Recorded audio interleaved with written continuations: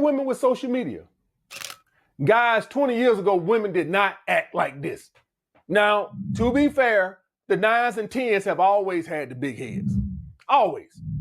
But guys, you got women who are 3s, 4s, and 5s acting like they 9s and 10s. Well, why would that be?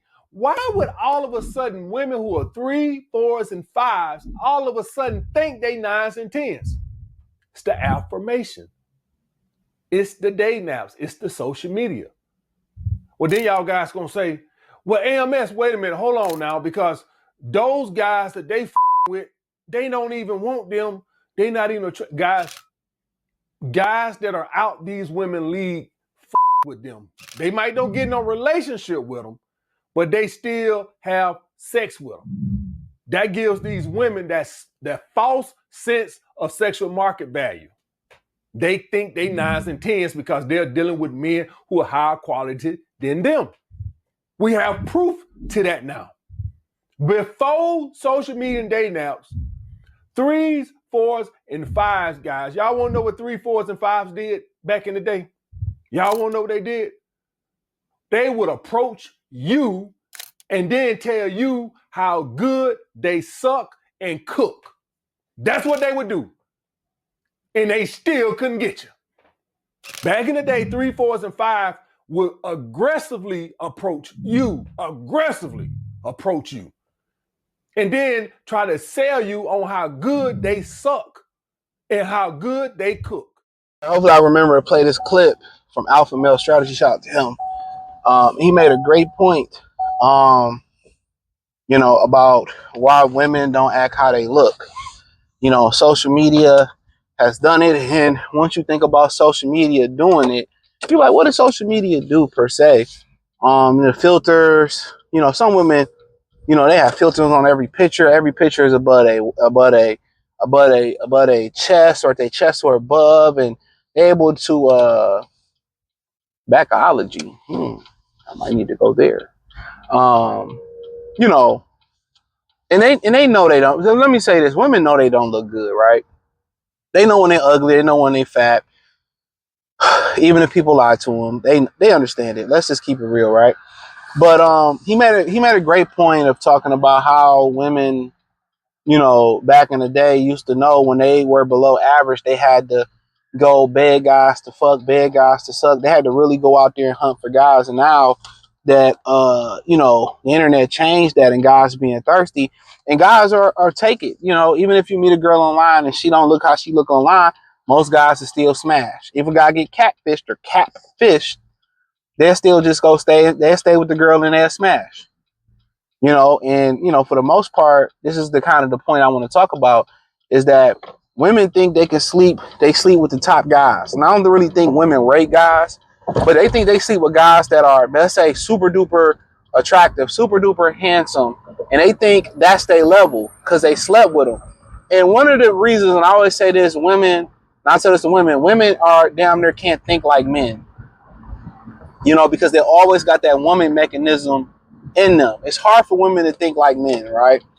And because they think that their value in sex is like their value is sex, which they understand that, they kind of think ass backwards. If I give him the pussy, it's so good, he gonna stay and it's gonna lock him down. And most women don't understand that the average pussy is not some phenomenal experience.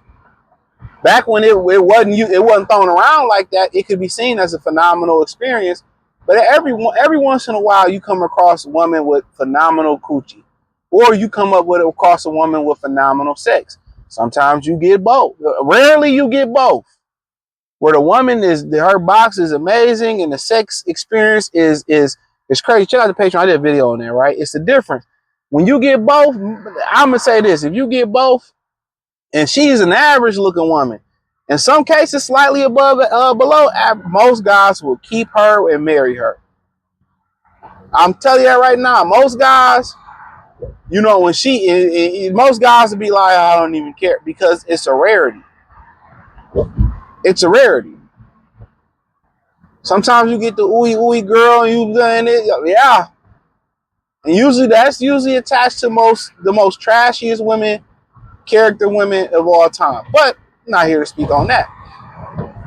So really, as important as women think sex is to men, it ain't that important. Now, if you find a girl that's phenomenal, then that's worth, keeping, right? But women, it's they sex is important to them. That's their biggest bargaining chip. I think a lot of women bargain it wrong, but it's their biggest bargaining chip. So when you look at it, they look at it as, all right, man, this all men want, this all men think about, this all that matter to men. If I get this to him, oh, he's gonna be hooked like crack. And they might say, okay, why do men sleep with me if they don't see a future with me, or they don't want to, especially raw dog me, and they don't want to be with me, and they don't want to marry me, or they don't like me like that? For the most part, sometimes you could be coming off a layoff, you could be coming off a drought, and it's some women that you just feel like you just got to crack. It could be a feature about her. It can just be as far as how she carry herself, right? You can look like a girl that he likes. You can look like a porn star. You know what I'm saying? That he really want to have sex with. Or, you can have some big ass titties. He just want to suck them titties. Anything else is a bonus. Or you got a fat ass. He just want to see the way it bounce on this. You know what I'm saying? And then once a guy, busts a nut and come to his senses, then you understand where you stand at in a man's life. That's why a lot of women now should be like, what are we? You know what I'm saying? And really, you ain't even got to ask. Once a man get it off, and he get it off once, and it's like, all right, you got to get out. You knew what it was. You know what I'm saying? You knew what it was. That's a woman's game to see, really how a guy really can gauge it. See, a lot of women say it's too masculine for them to ask a guy to be our boyfriend. I did a short on that. Oh, you're a pick me and this, that, and the third, right? But then they'll sit around, I thought we was non.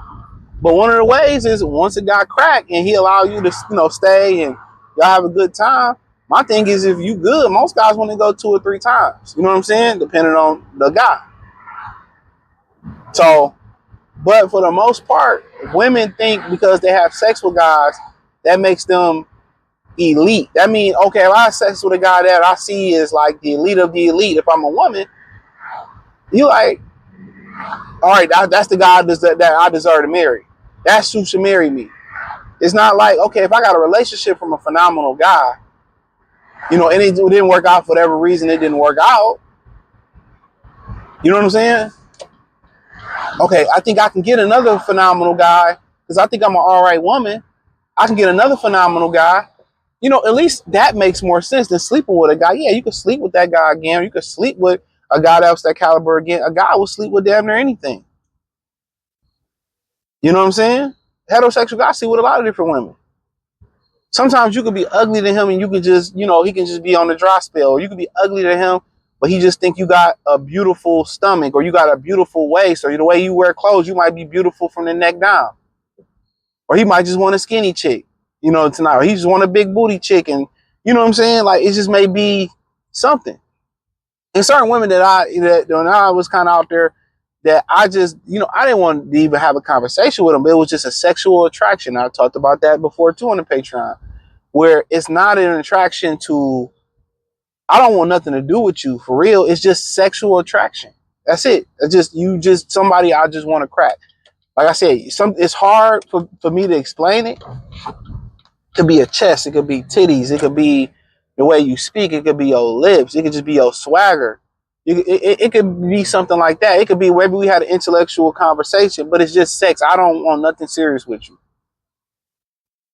There's other women who you be like, man, I like the way she carry herself. I could see me being with her. You know what I'm saying? I could see me wifing her. She speak well, she carry herself well. She got great qualities. She seems to be upbeat, seems to be positive. You know what I'm saying? And you be like, man, I wife her. And a lot of guys, they attribute how you look to how wifing you. And a lot of women believe that's where it ends at. It starts and it ends right then and there. But the issue here is, I be like, man, he told me he wanted to do this with me. He loved me. He wanted to wife me. You did something, or he peeped something, or you said something that took you out of that. And I've spoke about that. I'm not about to harp on that.